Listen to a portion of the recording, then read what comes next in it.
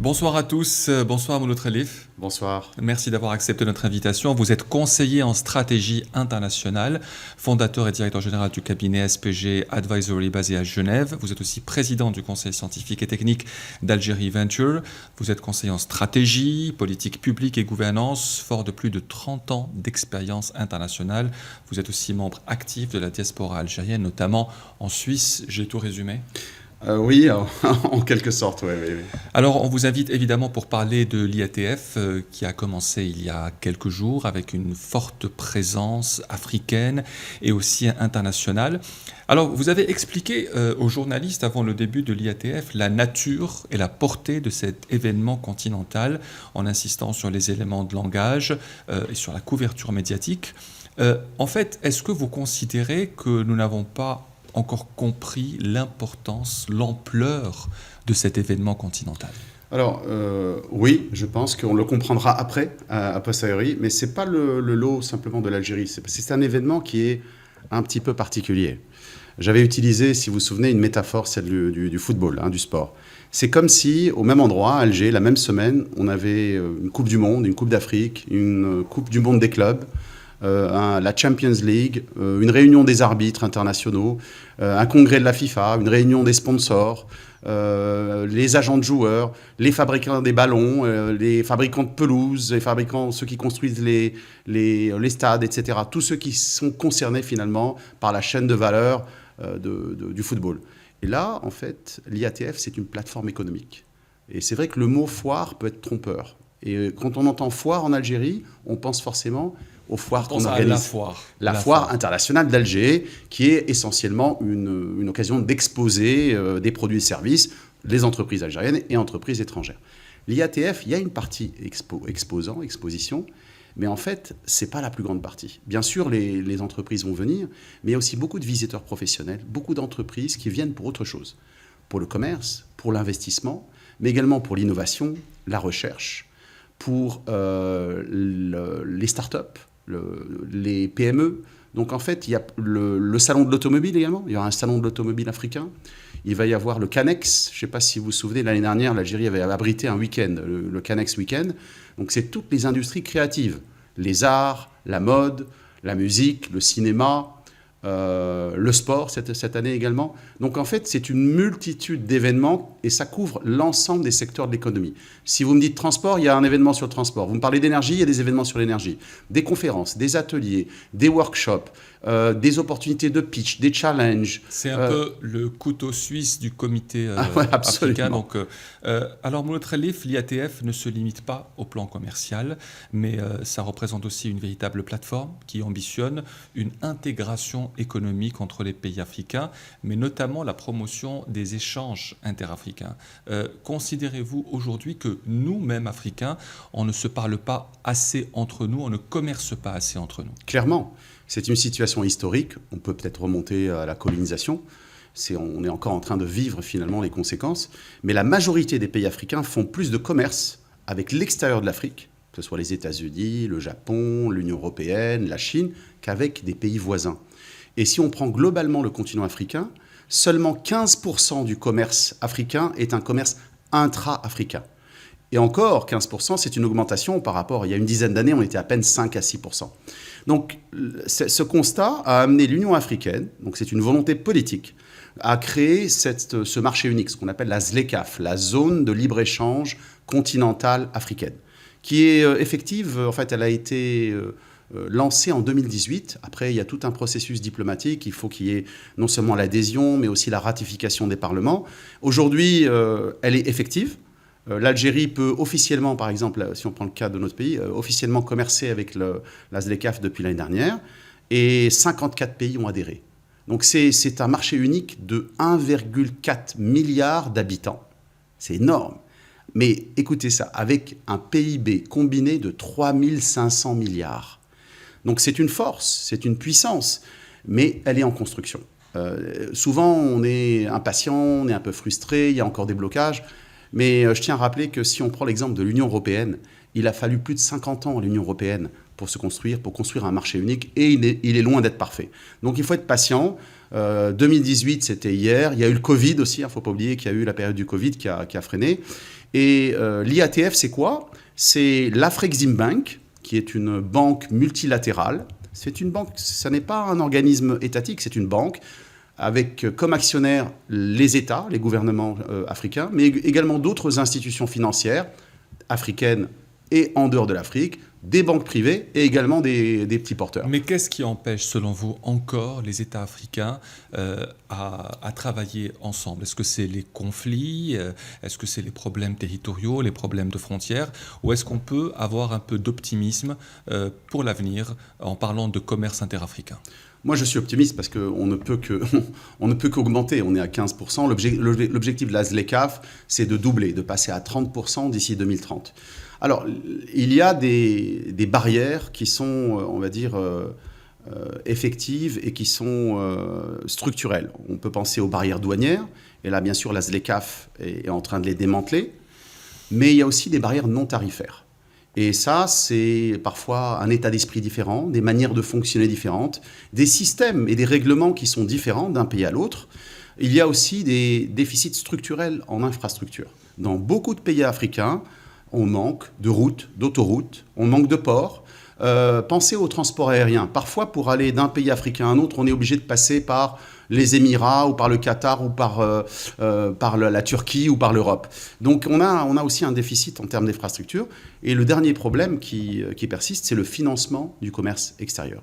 Donc l'IATF, c'est une opportunité de mettre tout le monde autour de la table, que ce soit les entreprises, les investisseurs, mais également les décideurs politiques, pour finalement travailler à éliminer tous ces problèmes et favoriser le commerce intra-africain. Parlons maintenant de l'Algérie. D'abord, pourquoi ce choix de l'Algérie pour abriter l'IATF? C'est la 4e édition. 2 déjà ont été organisées par l'Égypte, puissance économique continentale.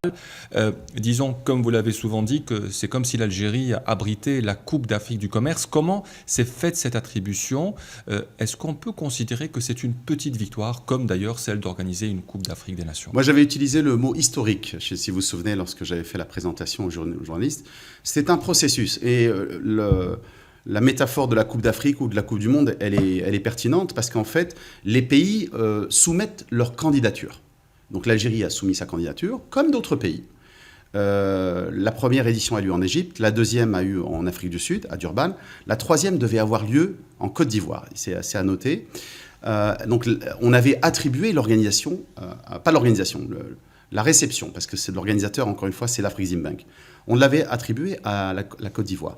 Mais l'équipe de l'Afreximbank, qui fait plusieurs visites dans le pays, avant, a probablement décidé que la Côte d'Ivoire n'était pas prête, et donc ils l'ont donné en dernière minute à l'Égypte. C'est la raison pour laquelle l'Égypte l'a organisé 2 fois. Donc c'est un honneur pour l'Algérie d'avoir été sélectionnée. Donc le processus a commencé en 2023, il y a eu des discussions, et la sélection a été annoncée seulement en 2024. Voilà. La sélection a été annoncée en 2024 pour que l'Algérie ait le temps, bien sûr, de se préparer. Oui, c'est une victoire, bien sûr. Il y a d'autres pays qui absolument voulaient organiser l'IATF. C'est un événement majeur pour le continent et même au-delà du continent. On a eu des discussions en privé avec vous. Je vous ai dit qu'il y a d'autres délégations hors Afrique qui vont être présentes, notamment la Suisse, un pays que je connais bien. La Suisse prépare l'IATF depuis près d'1 an.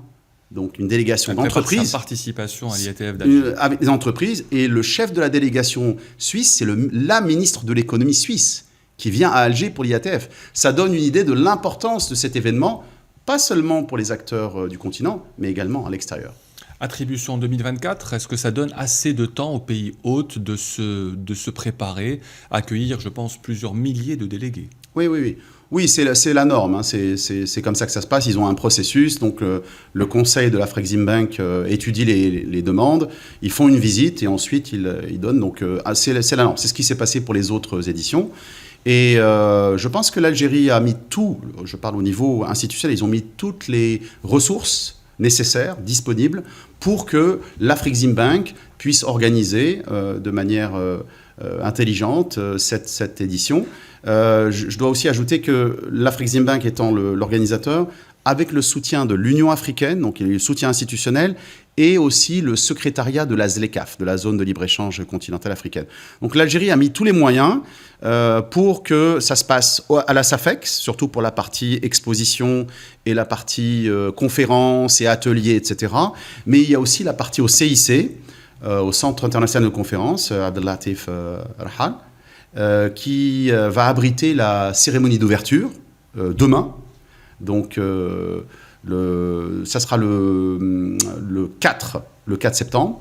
Et il y aura aussi un événement très très important pour toutes les communautés africaines à l'étranger, ce qu'on appelle les diasporas africaines, y compris bien sûr la communauté nationale algérienne à l'étranger qui va participer à cet événement. Et quand on parle du choix de l'Algérie, il est clair qu'il n'a pas été fait par hasard. L'Algérie, avec le Nigeria, l'Égypte et d'autres pays, fait partie des premières puissances économiques en termes de PIB. Est-ce que c'est un facteur qui est important dans le choix du pays? On passe de l'Égypte à l'Algérie, déjà nous sommes en Afrique du Nord, et en termes de puissance économique, c'est assez comparable. Est-ce que ce facteur est pris en considération par l'Afreximbank pour le choix du pays hôte? C'est très intéressant comme question parce que, bien sûr, je ne connais pas leurs critères objectifs, ils ne les publient pas. Mais d'abord, il y a un critère d'équilibre. Donc, en général, c'est une fois. On ne peut pas l'avoir 2 fois de suite en Afrique du Nord. Comme je vous ai dit, la raison pour laquelle ça a été fait en Égypte une deuxième fois, ça devait se faire en Côte d'Ivoire. Donc, il y a forcément ce paramètre. Et le fait que l'Algérie soit une puissance économique sur le continent, bien sûr, ça a joué, c'est évident. Mais il n'y a pas que ça. Il y a aussi la qualité des infrastructures. L'équipe de l'Afreximbank qui visite, elle doit se rendre compte de l'état des infrastructures, donc de manière générale, infrastructures physiques, donc les routes, les autoroutes, les hôtels, le centre de conférence, etc., mais également tout l'aspect digital. Il ne faut pas oublier, ils regardent aussi. Nous avons quand même un niveau de connectivité à Internet qui est l'un des meilleurs en Afrique. Il y a beaucoup de développements récents qui permettent aussi d'avoir cette qualité, notamment la fibre. Donc, ils prennent en compte tous ces facteurs-là. La sécurité, la fiabilité du gouvernement, il y a plusieurs paramètres qui rentrent en jeu. Et encore une fois, c'est une victoire pour l'Algérie. D'autres pays ont candidaté pour cette édition de l'IATF. Le but du pays hôte est évidemment de créer un espace commun, de rapprocher les points de vue entre pays africains. L'Algérie en a-t-elle les moyens, Mouloud Khelif? Je pense que l'Algérie est en train de reprendre sa place naturelle sur le plan continental. Si on prend un regard historique, l'Algérie a toujours eu, que ce soit dans les années 60, 70, a toujours eu une position de choix sur le plan continental, notamment au niveau diplomatique. C'était une des grandes capitales, ça a toujours été une des grandes capitales africaines. Après, pour plein de raisons, peut-être que l'Algérie a un petit peu tourné le dos à l'Afrique à un certain moment. Et je pense que nos amis africains nous en ont un petit peu voulu. Et ces dernières années, on voit clairement, avec les engagements pris par le président de la République, M. Abdelmejid Tebboune, les engagements forts pour le développement du continent. On peut citer beaucoup d'exemples, que ce soit en termes d'infrastructures, quand on parle de la transsaharienne, on peut parler des chemins de fer, mais on peut aussi parler de la dorsale transsaharienne en termes de fibre optique. L'Algérie a fait sa part. L'Algérie a fait sa part pour la transsaharienne également. Donc il y a une volonté algérienne de pousser à cette intégration.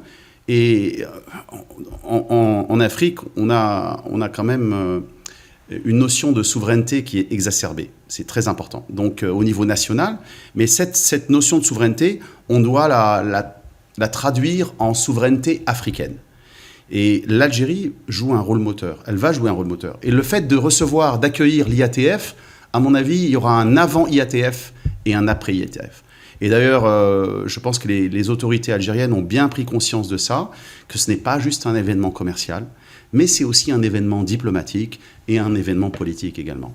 Et c'est aussi un événement économique, parce que qui dit IATF, on ne parle pas seulement de l'organisation, mais des contrats qui vont tomber, peut-être pleuvoir lors de cette IATF. Ça sera une marque du succès de cette conférence africaine, la signature des contrats entre les entreprises africaines et algériennes aussi. Alors oui, c'est l'une des mesures du succès, parce que, bien entendu, on ne peut pas traduire tout en chiffres, mais pour l'Afreximbank, qui est l'organisateur, j'allais dire le cœur du réacteur, c'est le nombre de contrats qui vont être signés, que ce soit des contrats de vente, d'achat, des partenariats, les annonces d'investissement également. Et c'est ce qui fait que les entreprises qui s'inscrivent sur la plateforme ont la possibilité d'organiser des rencontres B2B. Et tout ça va être suivi par l'Afreximbank et ils annonceront, à l'issue de l'événement, ils annonceront, c'est certainement un chiffre qui va traduire la dimension économique. Mais j'aimerais aussi quand même rappeler une chose, il y a certains avantages, certains bonus dont l'Algérie va bénéficier aussi, bien sûr, qui ne sont pas forcément mesurables tout de suite. C'est l'enrichissement qui va avoir lieu grâce aux rencontres, grâce aux échanges entre entreprises qui ne se connaissent pas. Beaucoup d'entreprises africaines ne connaissent pas l'Algérie. Et beaucoup d'entreprises algériennes ne connaissent pas l'Afrique. Il y a une certaine frilosité, il faut le reconnaître. Des deux côtés, on ne se connaît pas bien. Et donc là, on a un espace où on peut se rencontrer. Donc il y a des chefs d'entreprise, grandes entreprises, moyennes, petites, start-up, PME, qui vont pouvoir se rencontrer et voir comment ils peuvent collaborer. Et je mets l'accent sur les start-up. Les start-up et les PME innovantes, elles ont une chance parce qu'elles vont pouvoir pitcher face à un parterre, à des investisseurs, à des chefs d'entreprise. Et à mon avis, c'est l'occasion de montrer non seulement la capacité d'innovation, les produits et les services, mais comment ces startups et ces entreprises vont pouvoir s'intégrer dans des chaînes de valeur régionales et pourquoi pas continentales. Beaucoup d'entreprises africaines et de pays africains importent énormément de produits et de services, y compris l'Algérie, de l'étranger, de l'extérieur de l'Afrique. Et pourquoi on ne pourrait pas fabriquer des produits ou des services en partenariat avec des acteurs africains. L'IATF, c'est un peu le Davos africain ? À mon avis, c'est beaucoup plus important que le Davos. Davos, c'est une rencontre entre décideurs. Là, on a aussi la partie exposition, la partie conférence, les ateliers, beaucoup de side events, beaucoup de sous-événements dans l'événement. J'en découvre tous les jours. Et vraiment, j'invite tout le monde à aller sur la plateforme et à s'inscrire en fonction de ses intérêts. Il y a énormément d'événements, les événements culturels, les événements liés au tourisme, les événements liés au commerce, à la finance, au financement du commerce extérieur, etc.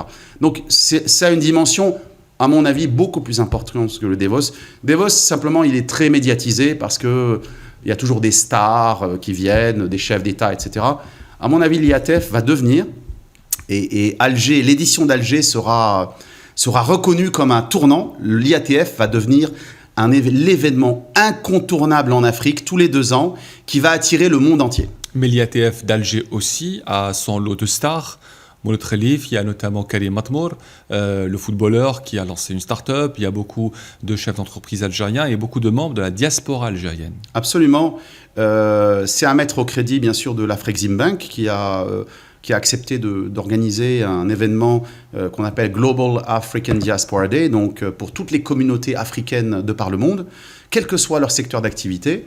Donc moi, ce que j'appelle les talents africains qui peuvent et qui doivent contribuer justement au rayonnement de l'Afrique et au développement continental. D'ailleurs, on peut noter une chose, c'est que l'Union africaine reconnaît la diaspora comme la 6e région de l'Afrique. Juste pour faire remarquer l'importance sur le plan culturel, mais aussi sur le plan scientifique, sur le plan économique et également sur le plan politique. Et qui dit IATF dit aussi innovation. La place a été donnée à la force des startups dans cette IATF, notamment avec beaucoup de startups algériennes et africaines aussi. Est-ce qu'on peut s'attendre à une complémentarité entre les deux ? Oui, moi je pense, parce qu'encore une fois, il y a une méconnaissance pour beaucoup de start-up algériennes et de start-up africaines. Il y a une méconnaissance encore des écosystèmes. Même si beaucoup d'efforts ont été faits, n'oublions pas qu'il y a aussi un événement à Alger qui se produit tous les mois de décembre. Ça va être la 4e édition cette année, entre le 6 et le 8 décembre au CIC, qui est la conférence africaine des start-up, qui a été initiée par le ministère de l'économie de la connaissance, des startups et des micro-entreprises, sous le haut patronage du président de la République, M. Abdelmejid Tebboune. Donc c'est un événement très important.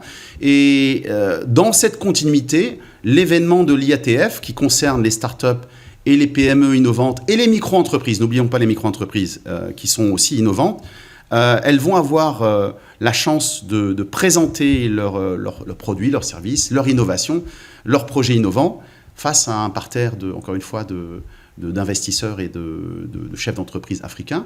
Et aussi, ils vont avoir la possibilité de rencontrer leurs homologues d'autres pays. Et moi, je suis certain, encore une fois, c'est pas facile forcément à mesurer, je suis certain que dans les prochaines semaines, dans les prochains mois, il y aura des partenariats qui vont se nouer, des liens d'affaires qui vont se nouer et qui vont donner lieu à des échanges beaucoup plus dynamiques entre l'écosystème de start-up ici en Algérie et les écosystèmes africains. Il y aura des délégués de plusieurs pays africains. Si vous devez citer, Mohamed Khelif, des pays africains innovants et forts, lesquels vous citerez, lesquels peuvent être considérés comme des exemples pour les autres pays africains? Alors, si on veut être factuel et juste, il y a plusieurs classements qui sont publiés chaque année. Il y en a un que j'aime bien, qui est le Global Innovation Index, qui est publié notamment par l'OMPI, l'Organisation mondiale de la propriété intellectuelle, donc qui se base sur, bien sûr, le nombre de brevets qui sont publiés, etc., pour identifier, si vous voulez, le dynamisme au niveau de l'innovation. L'Algérie n'est pas dans le top 5, et je pense qu'elle ne l'est pas parce qu'on ne donne pas, on ne fournit pas suffisamment de données. C'est la question des données à l'OMPI pour qu'elle puisse évaluer. Dans le top 5, on retrouve des pays qu'on connaît bien, avec qui on a d'excellentes relations. On retrouve la Tunisie, notre voisin. On retrouve l'Afrique du Sud. Donc ce sont des pays avec qui on a de très bonnes relations politiques et avec lesquels aussi on développe des relations en termes d'écosystème, d'innovation et de start-up. Par exemple, avec la Tunisie, il y a un accord sur les labels start-up. Autrement dit, un accord qui a été signé il y a 2 ou 3 ans. Une start-up tunisienne qui obtient son label sera reconnu en Algérie et vice-versa. Donc pour dynamiser les échanges entre les pays.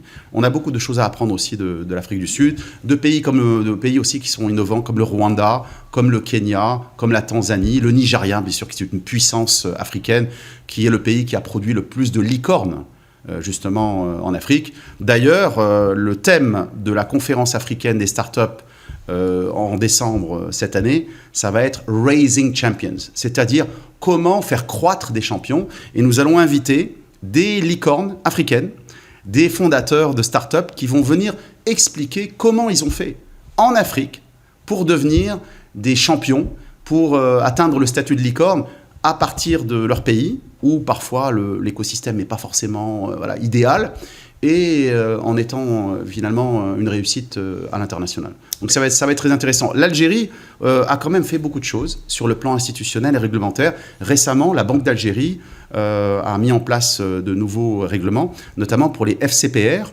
donc la possibilité pour des entreprises privées de créer des fonds d'investissement pour justement dynamiser le secteur des startups. Donc il n'y a plus qu'à, comme on dit, il n'y a plus qu'à faire.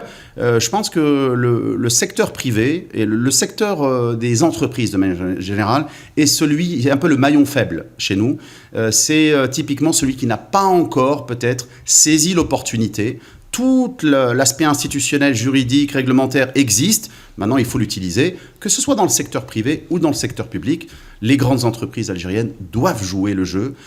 Pourquoi continuer à importer des produits et services d'Europe ou d'Asie ou je ne sais où, alors qu'il y a des startups innovantes ici en Algérie qui peuvent faire aussi bien, sinon mieux, et certainement moins cher. Et c'est aussi une question de responsabilité sociale. Donc, tous les mécanismes existent, il faut jouer le jeu. On ne peut pas parler d'Afrique sans parler d'intégration maghrébine. Est-elle devenue une nécessité aujourd'hui, même si on voit que l'Algérie continue à développer ses relations économiques, notamment avec la Tunisie et avec le nouveau portail de la Mauritanie depuis quelques années? Je pense que ça fait partie d'une stratégie qui est plus large que de la stratégie africaine et de la stratégie méditerranéenne. J'étais il y a quelques semaines dans un événement à Istanbul organisé par l'Union pour la Méditerranée, qui est une organisation créée justement pour favoriser les échanges en Méditerranée. Et nous avions dans cet événement, qui traitait de l'innovation, également de l'intelligence artificielle, nous avions beaucoup de personnes, donc bien sûr d'Algérie, mais également de Tunisie, de Mauritanie, de Libye, et on sent une dynamique. Je pense que l'intégration maghrébine, elle est importante à la fois pour l'intégration africaine, parce que ça permet de justement construire les chaînes de valeur régionales dont je parlais tout à l'heure, mais elle nous permet aussi d'avoir une force dans l'ensemble méditerranéen. L'Algérie a une position géostratégique qui est extraordinaire. En termes de localisation, nous sommes à un carrefour. Et tout le monde le sait. Donc la question, c'est comment est-ce qu'on met ça en avant? On a été très frileux, à mon sens, dans les dernières années. On peut faire beaucoup mieux, on peut être beaucoup plus ambitieux. Et là, je parle au niveau des entreprises. Parce qu'au niveau des pouvoirs publics, au niveau de l'institutionnel, au niveau politique, j'allais dire, tous les feux sont au vert, c'est clair. Mais au niveau des entreprises, il faut être beaucoup plus agressif sur les marchés africains, sur les marchés méditerranéens, pour montrer que l'Algérie est un hub. C'est une porte d'entrée naturelle pour les marchés africains. Et nous avons des avantages comparatifs et compétitifs, concurrentiels, uniques. Il faut les mettre en avant et il faut jouer le jeu. Pourquoi est-ce que les entreprises étrangères iraient investir ici ou là alors qu'elles peuvent venir ici en partenariat avec des entreprises algériennes, produire ici en Algérie pour le marché africain et pour les marchés méditerranéens, par exemple. Mouloud Khelif, conseiller en stratégie internationale, merci d'avoir été l'invité de One to One pour parler de l'IATF 2025 à Alger. C'était un plaisir, merci. Merci à vous pour votre fidélité et à la semaine prochaine.